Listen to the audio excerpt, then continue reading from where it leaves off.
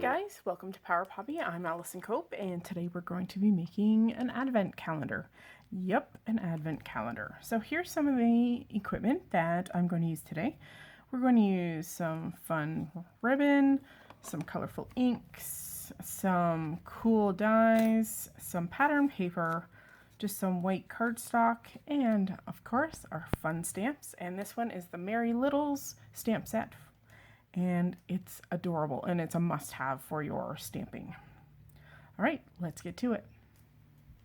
So to begin today's project, we're going to be starting with a 5x5 sheet of pattern paper. And of course, it doesn't necessarily have to be double-sided. Mine just happens to be, and I'm using up scraps from a whole big 12x12 pad of really cool Christmas paper. So I've got my 5x5, and I've also got a strip. This measures 1 inch by 6 inches, and you can make them a little bit longer if you want, but I found that I didn't have too much waste with a 6-inch piece. Okay, let's make our little box.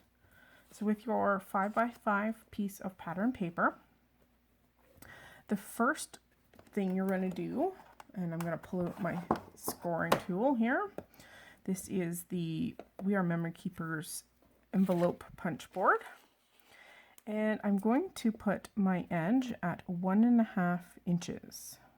Okay, I'm going to score down the scoring guide, and then I'm going to also press, and what that does is it gives you this nice little shape. Okay, the next one, I'm going to move the same edge to 3 1/8. That's right here, 3 1/8. And I'm going to do the same thing. I'm going to score and punch.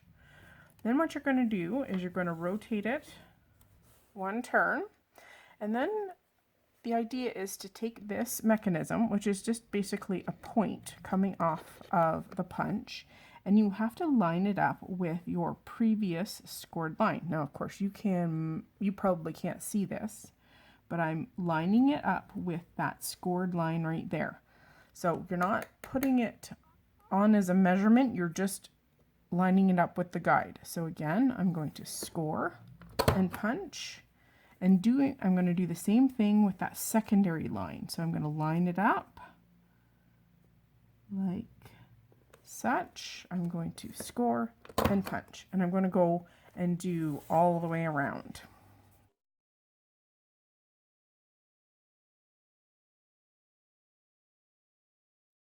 Now that you have this, you're going to take it on the opposite side of the board, and you're going to put it into this V, put your corner in, and punch it. And what it does is it rounds it off. So you're going to do that on all 4 corners.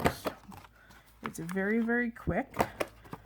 And when I made all my boxes yesterday, I did each step. So I took all the boxes and I cut out my 5x5.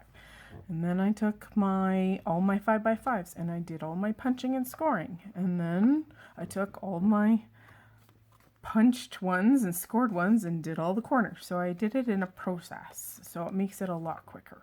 All right, on to the next step. Okay, now that everything is cut and scored and ready to go, I'm going to take my bone folder and I'm going to make my creases I take my bone folder and make sure that everything is creased really well. Doesn't take that long. Alright. And they don't have to be perfect. Alright, so everything is scored now. Okay. And we're going to now do a little bit of snipping with scissors. So you need to bring in your scissors, and I'll show you where to snip. So if you notice before we cut here, there's 2 different sides. There's a wide triangle, and then there's a smaller triangle kind of point, okay? These are going to be the flaps on the front of your box. So you need to look at them. If you don't have a pattern like mine that is generic and there's nothing upside down or anything like that, you need to just check out your panels and see if they're designed that you like on the fat triangles. So take a look at them and pick one for the front flap, whichever large one suits your fancy.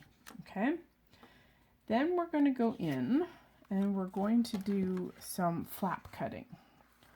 So what you're going to do is, looking at the small triangles, you're going to trim it straight down both sides of those smaller triangles, and this creates your flap. Okay, then you need to look at your large panel and make sure whichever one you have chose as your front flap, the one that you like that's the prettiest, you can either trim the tabs something like this. Okay, and I'm just kind of trimming them, make them a little bit more narrow, or you can cut them off, whatever kind of tickles your fancy. Okay, I'm just going to make this a little bit more rounded. Okay, so now you have a front. Okay, and it looks a little different than this, and you have flappies on both sides of this. All right. All right, on to the next step where we're going to add some strong adhesive. So now that everything is ready to go, we need to add our strong adhesive. So I'm just going to use some Express-It tape. Use something strong, use what's comes natural to you. So this is the top with the short flaps. You're going to look at the big flaps and you're going to fold them in, and you're going to add your strong tape to both those. Okay, you're also going to take and add strong tape just at the bottom of those small triangular pieces, just at the bottom. Okay, and you're going to peel.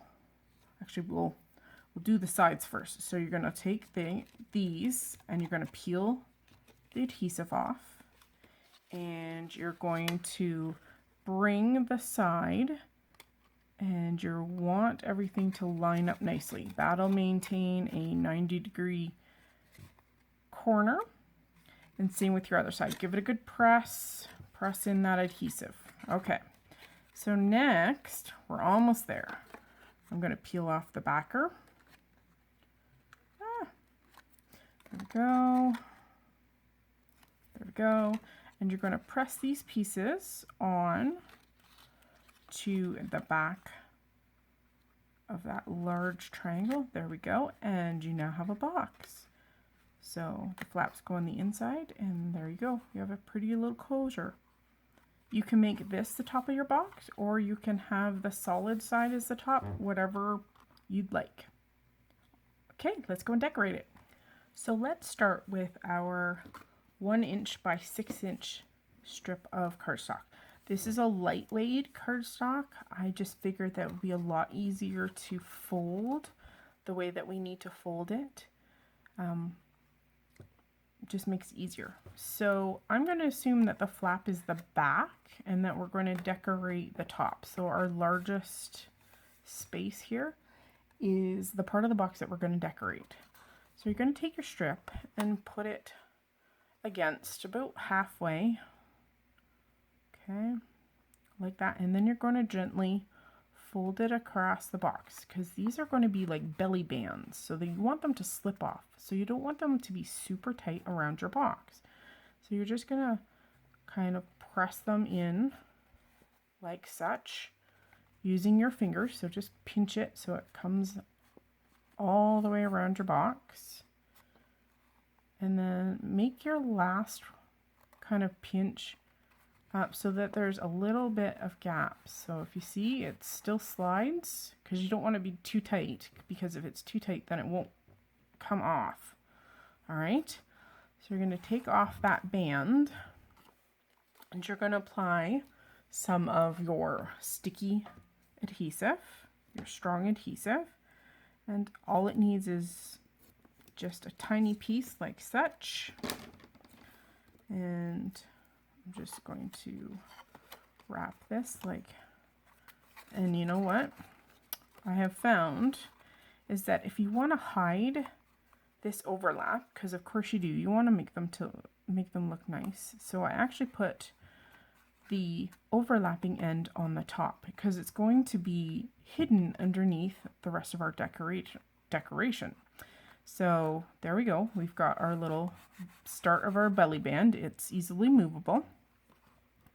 The next thing we want to do is decorate the top. And you can do this however you want. I chose this pretty little scalloped oval because it fits on top. It's a little bit bigger, but that's okay. I'm okay with that. So choose a shape or a die cut or a sticker or something that suits your fancy for the top. And then we're going to get to decorating these. Okay, let's decorate this before we put on our ribbon. So let's get in a little closer here. From our Merry Littles, I'm going to choose an image. Let's see.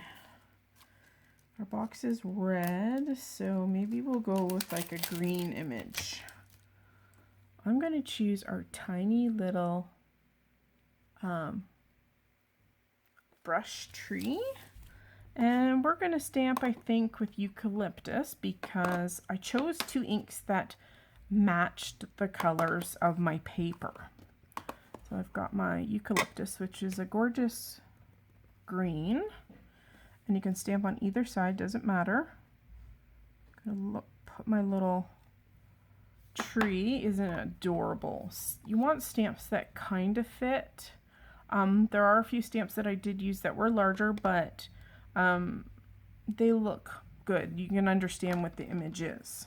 Okay, so now we have our little stamped image, and I die cut a whole bunch of dark colored.